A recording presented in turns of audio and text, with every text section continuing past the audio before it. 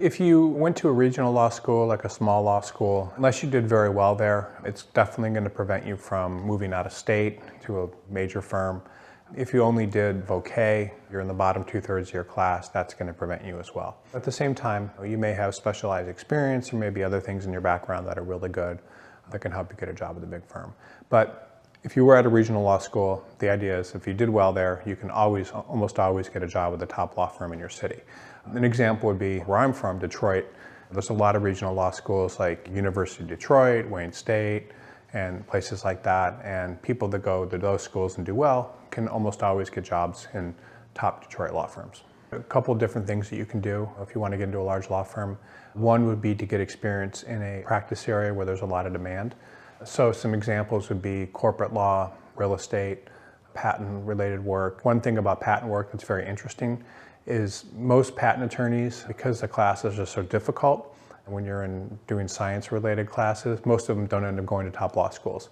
And then most of them don't even do that well in top law school. So because it's difficult to get into a top law firm, they always start out in smaller law firms, and then they move to larger and larger law firms. And that's very common among patent attorneys. So the biggest way to get into a major law firm, though, really is having a lot of business. And so the more business you have, the more marketable you become, or to have experience in a niche practice area. You have a candidate right now who's an ERISA attorney, which is an Employment Retirement Income Securities Act in Omaha. And that particular person has been able to get interviews in Omaha because there's hardly anybody who does that. And that particular person didn't go to a great law school. Didn't even go to law school in Omaha. They went to law school out of state. But they're still getting interest because there's just not a lot of people with that kind of experience. So getting experience in a niche practice area, if you didn't go to a top law school, is always a great idea, no matter what your practice area is. But for the most part, one thing I would like to add is that people that do niche practice areas, meaning transactional practice areas, transactional is tax, real estate, ERISA, corporate, patent, tend to have an easier time moving than others.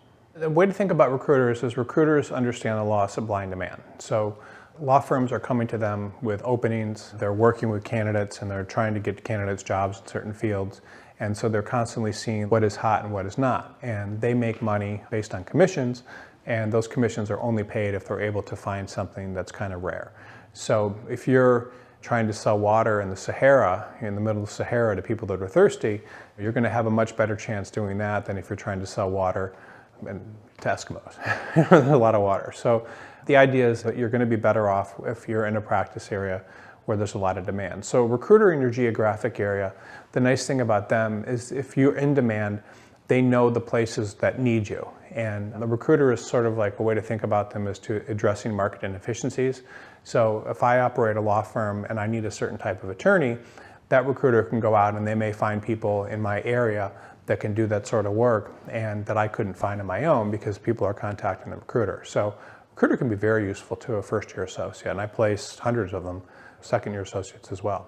I'm not sure that it always needs to be 3 years. I mean, it can be less, especially if you're at a smaller firm and you want to move to a larger law firm, or if you want to get more sophisticated experience in your practice area, maybe move to a larger law firm, or if you know that a larger law firm is not right for you and you want to move to, say, a smaller law firm. But the thing is, you want to look like the next person that hires you is going to find stability. So for attorneys, it's important that they always look like they have stability in their backgrounds. The next employer that hires you wants to feel like you're going to put down roots and you're going to stay there for the rest of your career. And if it looks like you're just moving around trying different things, then that's not really realistic. They're going to think that maybe you won't do that, and they're going to be less likely to hire you. One way to think about it from an employer's point of view is an employer wants to feel that if you're joining that firm, that it's a good match where you're likely to stay. They don't want to take a risk. They don't want to form a relationship with you and feel like you're going to leave. They don't want to train you and introduce you to their clients and feel like you're going to leave. They don't want to feel like you're some sort of stepping stone to the next thing. They want to feel like you're going to come there, things are going to work out, and everyone's going to be happy. And so if you're moving around a lot, then that's just not giving that impression. And it shows more the impression that you're someone that's confused, doesn't know what you're doing, likes the attention of interviews, or maybe has a problem at the firm that they work at.